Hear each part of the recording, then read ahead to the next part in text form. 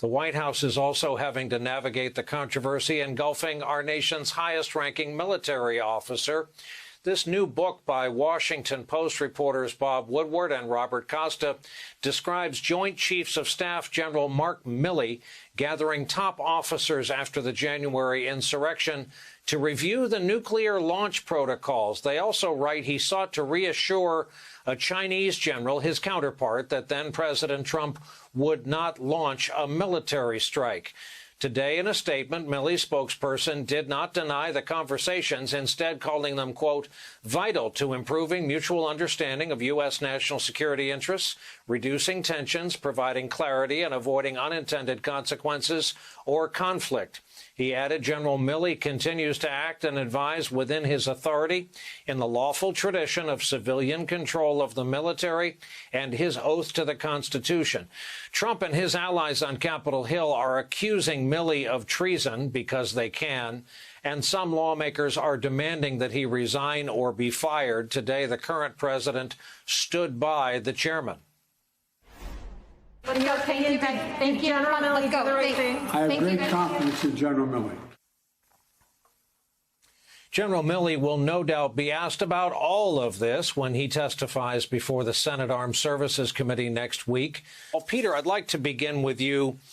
With the help of these two authors and this interregnum now until the actual release of the book, General Milley has walked right into this trap when a huge distraction was needed by the other side.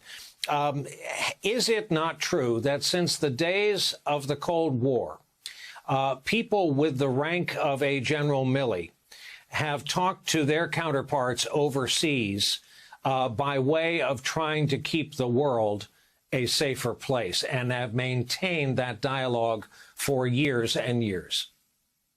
Yeah, that's exactly right, Brian. You and I have been around long enough to know that this is not unusual in the sense that a chairman of the Joint Chiefs regularly speaks to counterparts in China, in Russia, and other parts of the world in order to prevent misunderstandings, in order to prevent accidental war. In other words, to say, look, here's what we're doing, or here's what you ought not to worry about with us. You know, right after 9/11, of course, they did that with Vladimir Putin's Russia because they specifically didn't want the Russians to think that the buildup we were about to experience in that post 9/11 period had anything to do with Russia. And Russia certainly understood that.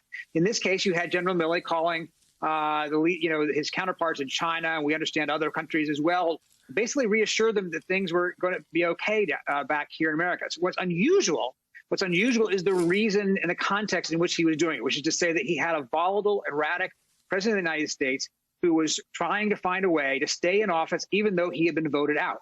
And what General Milley was trying to reassure the outside world is, you know, we're still here. America is still America. We're not going to do anything rash here.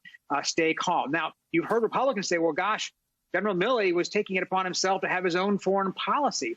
Well, that's rather remarkable because as I understand it, what General Milley was telling these foreign leaders is we were not going to go to war with China. And as far as I understand, that was the American foreign policy. Unless President Trump had a policy to go to war with China that we don't know about, General Milley was certainly keeping aligned with the policy as it existed at that time. He was simply trying to avoid obvious misunderstanding.